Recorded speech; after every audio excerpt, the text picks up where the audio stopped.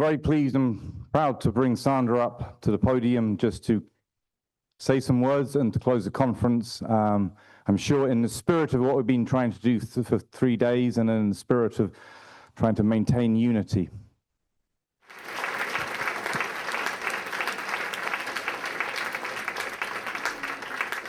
Just a quick thank you to everybody who is here specifically today, because like Barbara said, we knew it wasn't going to be an easy task, and we had very long debates before this debate day about whether or not we should have a debate day, because most of the people outside of the 9/11 Truth Movement are not even aware that there is any kind of dissension about what happened at the Pentagon. So now everybody knows. But as long as they all know that World Trade Center 7 also fell that day, if anybody learned that on the live stream this week, I think we did a good job. So it's been an incredible week, really. We've had many 9/11 anniversary events in the past, some more memorable than others. Some years nothing really happened, but there was truly none like we've had this year.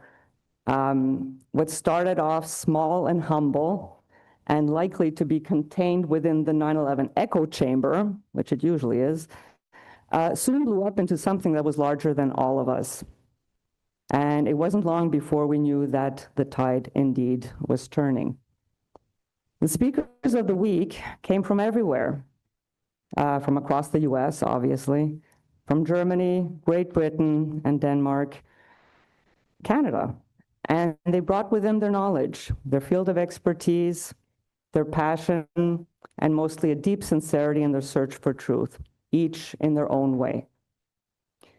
We had Science 101 with both Richard Gage and Niels Harrod.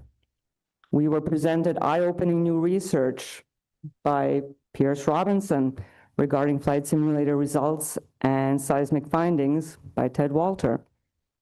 Jonathan Cole made a bold case for controlled demolitions in response to the supporters of directed energy weapons as a mechanism of destruction. We were offered legal updates and insights by Barbara Honegger and Matt Campbell and, of course, Mick Harrison, and a geopolitical lesson by Aaron Good.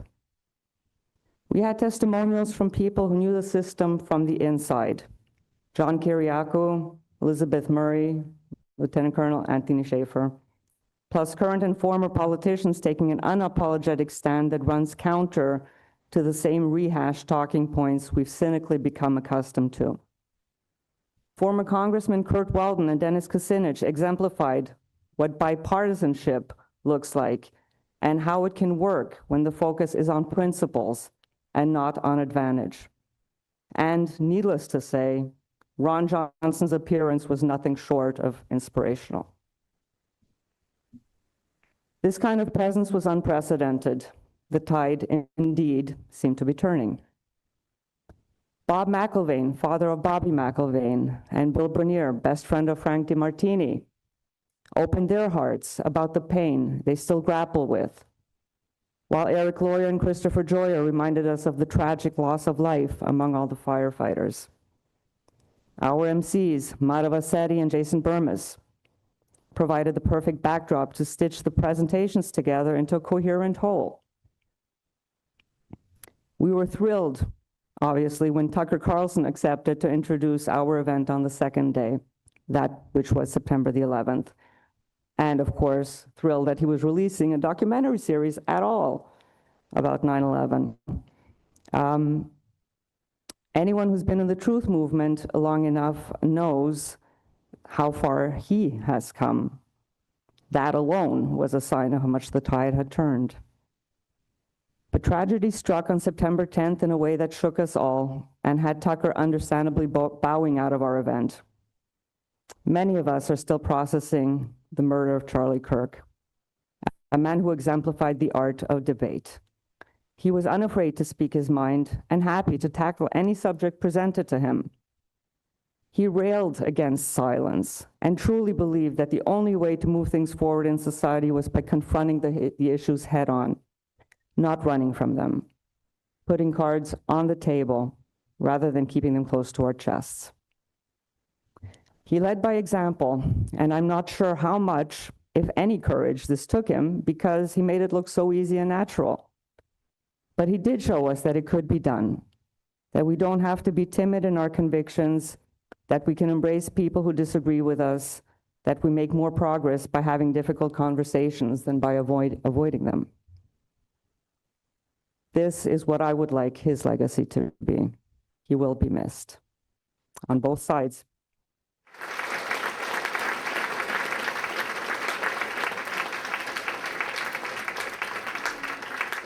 The past few days have made it clearer than ever before that we need to give our truth a voice, that there's power and a tremendous sense of relief when we unapologetically but respectfully stand for our principles. There's this compelling text that I shared every 11th of the month for years now. So it goes like this. Anybody who follows me has heard this 100 times. Those who say 9/11 is a thing of the past are completely disconnected from reality. There is no statute of limitations on mass murder and treason. For me, the fact that it is effectively hidden despite the mountain of evidence proving demolition is much more disturbing than the attacks themselves. As the watershed event of our time, there is no more relevant issue. It makes a mockery of what we claim to be our most sacred social and civil institutions, revealing the so-called pillars of society as fraud. Law enforcement, intelligence, the military, the entire political, academic, with a few exceptions, and media establishments across all spectra. All are tarred through the complicity of silence and denial. Most dangerous of all, I fear, and this is still a quote, that's not me, is our own silence. The countless millions of us who know the truth and yet continue to remain silent. So strong is our need for social inclusion and acceptance. Never mind that the evidence is irrefutable and easy to understand. All of the draconian legislation the attacks served as pretext for is still on the books.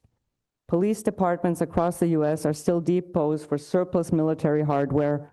Privacy is a thing of the past, and provided the correct designation is given, any citizen may be legally disappeared, i.e. arrested and held indefinitely without due process. All of this should frighten the hell out of people, but because their favorite TV talking heads are not upset about it, and conspiracy theories are loony ideas for weak-minded people, they are just incapable of taking it on. Evidence and ethics be damned. End of quote. For the first time, I shared it yesterday, it was the 11th, I felt like maybe, just maybe, it had lost a little bit of its relevance. We're no longer relegated to conspiracy theorists. We've normalized asking difficult questions. We've become louder in our quest for truth. We're starting to create major ripples. The tide truly seems to be turning. There's still a long way to go, but we may just have reached the tipping point. I want to thank all the speakers who made such an impact this week.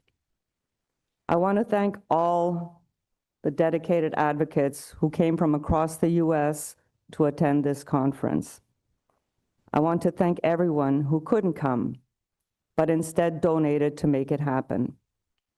I want to thank the many who watched the live stream, and maybe are still watching now, and especially Clayton Morris and Redacted for live streaming this event.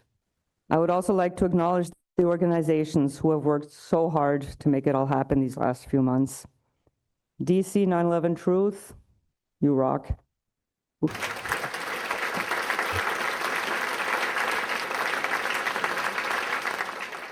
Richard Gage, of course, and Gail.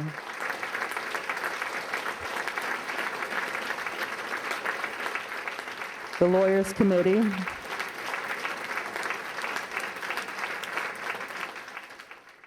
Firefighters for 9/11 Truth.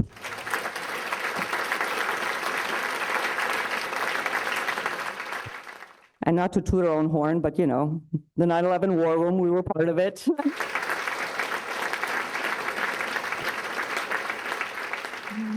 But certainly not, last but not least, the International Center for 9/11 Justice. And wait, Ted Walter, hats off. What you did was unbelievable.